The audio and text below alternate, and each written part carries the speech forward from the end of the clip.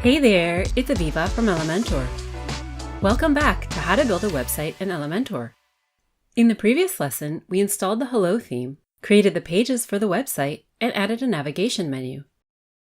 In this lesson, I'll introduce you to the Elementor Editor and show you the basics of working with it, which will be the building blocks for creating our amazing site. Ready? Let's jump right in. From the WordPress dashboard, go to the Pages section and click the home page we created in the previous lesson. Click Edit with Elementor. Welcome to the Elementor Editor. Let's get familiar with the interface. On the right side is the content area of the page. This is where you can add and edit elements that form the layout and design of your page. On the left side is the Elementor panel. Here are creative tools called widgets. Widgets are used to add elements to your page, like headings, text editors, images, videos, and more.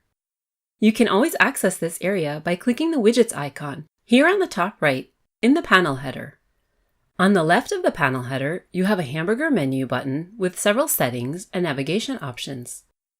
Site Settings, as it sounds, allows you to globally define your site's settings, all from one place. We'll get back to them a little later in the course. Theme Builder, a pro feature, allows you to manage all your site parts from one location. We will not be covering it in this course, but if you would like to find out more about it, you can check out our pro course and our video on Theme Builder. User preferences allow you to customize the Elementor interface, such as switching to dark mode.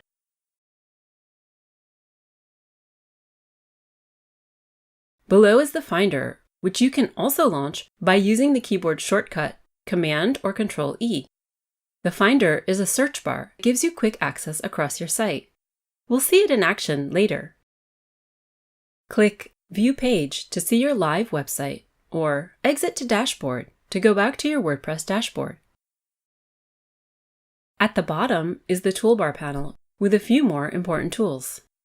In Page Settings, you can edit the page's name as well as the page's layout.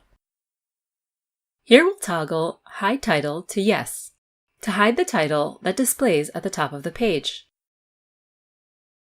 Click here for the Navigator, or use the keyboard shortcut Command or Control-I. The Navigator displays an organized view of your page elements. Currently, it's empty because we haven't added any content yet. We'll use it later when we design our pages. Click here to see your edit history and view recent changes or revert back to previous revisions. And next to it is the responsive mode icon for switching between screen sizes and making responsive edits. We can preview our changes, and when ready to take them live, just hit this Update button. There are other save options as well, which I'll talk about in a later lesson. Okay, now let's take a closer look at how pages are built. There are two ways you can start.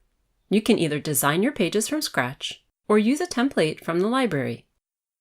Let's begin with the library. Here you can preview Elementor's pre-made blocks and pages, as well as your own templates, and insert them into your page. Filter the blocks by choosing a category or use the search bar on the right. You can also add blocks and templates to your favorites for easy access. I'll go ahead and insert this block so you can see how it works. If this is your first time accessing the Elementor template library, you'll need to connect it with your Elementor account. You can either use an existing account or create a new free account. Great! Now that we added our first block, let's get to know the Elementor edit structure.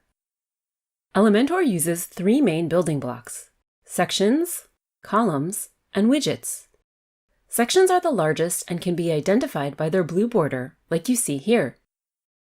Inside them are columns. In this case, there's one column. You can identify columns by the black dashed border.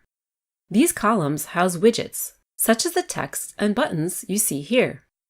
You control the section, column, and widgets with their handles. To edit a section, column, or widget, simply right-click its handle, where you can edit, duplicate, delete, and more. You can move sections, columns, and widgets around by simply dragging and dropping them. The blue line indicates where it will be positioned when you let go. Another way to add sections is by clicking the plus icon over here. Then choose one of these preset structures which we can tweak to our liking as we go, or simply delete them. Sections, columns, and widgets have 3 tabs in the panel on the left. Sections and columns have Layout, Style, and Advanced tabs, whereas widgets have Content, Style, and Advanced tabs. Soon we'll see how these settings are used to design our pages. We don't need this section for our website design, so I'll go ahead and delete it as well. And that wraps up the Elementor overview. In the next lesson, we'll set up our design system to streamline the building process and ensure consistent styling throughout the website. So watch on!